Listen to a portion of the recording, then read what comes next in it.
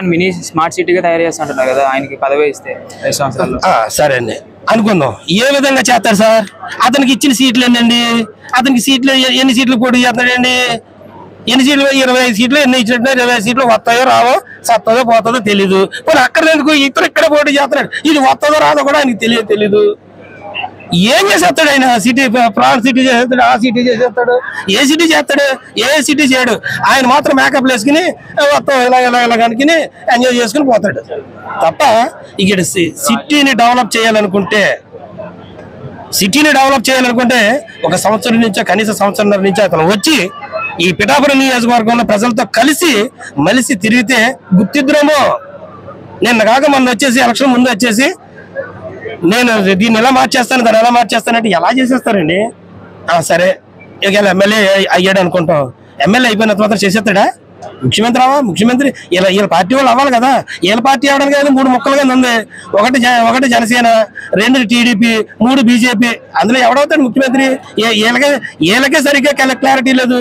ఇక్కడ జగన్ గారు ముఖ్యమంత్రి అవుతారు, ఇక్కడ ఎమ్మెల్యే గీత గారు అవుతారు, ఇక్కడ సునీల్ గారు ఎంపీగా అవుతారు. ఇది పిఠాపురానికి స్మార్ట్ సిటీ చేయాలని, ఇంకో సిటీ చేయాలని వీళ్ళ వల్ల అవుతుంది కానీ ఈ పవన్ కళ్యాణ్ వల్ల మాత్రం అవదు. ఈయన మాటలు నమ్మాల్సిన పని కూడా లేదు. పొత్తు ప్రభావం ఎలా ఉండబోతుంది అంటారు? పొత్తు ప్రభావం చీలిపోయిందండి. ఆల్రెడీ వాళ్ళు ఇప్పుడు పెట్టి పెడాకి సర్దుకున్నారు. వాళ్ళకి ఏం అర్థం కావట్లేదు. చూసుకుంటున్నారు మొత్తం వాళ్ళంతా చూసుకున్నారు. ఏదో ఫస్ట్ లో వచ్చారు, ఒక ఊపారు కానీ ఇప్పుడు ఆ ఊపు అంతా సల్లారిపోయింది. 1,00,000 అన్నారు, 20,000కి వెళ్ళారు, 20,000 అన్నారు, 10,000 అన్నారు, మళ్ళీ 10,000 5,000 అన్నారు, మళ్ళీ ఇప్పుడు 1,000 అంటున్నారు. ఇక ఇలాగే పోతుంది. వాళ్ళు 1,00,000 మెజార్టీ అన్నారు, 1,00,000 మెజార్టీ పోయి 20,000కి దిగిపోయారు, 20,000 నుంచి 10,000 దిగిపోయారు, 10,000 నుంచి 5,000 దిగిపోయారు. ఇలాగే ఉంటుందండి వాళ్ళ మాటలు. ఇక్కడ వైఎస్ఆర్సీపీని వాళ్ళ యొక్క ప్రేమను తట్టుకుండే ఓపిక వాళ్ళకి లేదండి. ఈ ప్రజల్లో ప్రతి ఒక్కళ్ళు కూడా ఇక్కడ జగన్మోహన్ రెడ్డి గారు అంటే గుండెల్లో ఉందండి ప్రతి ఒక్కరికి కూడా. ఇప్పుడు కోప సామ్రాజ్యంలో మీరు అదే మగవాళ్ళు అంటే ఏదో అనుకుంటున్నారు. ఇంట్లో ఆడబిడ్డలు అడగండి, అక్క చెల్లెలు అడగండి. పబ్లిక్ చెప్తారు, బాబు నాకు 1 ఎకరం ఉంది, నాకు డబ్బులు పడ్డాయి. ఎప్పుడు పడలేట మా తాత చెప్పింది మొన్న.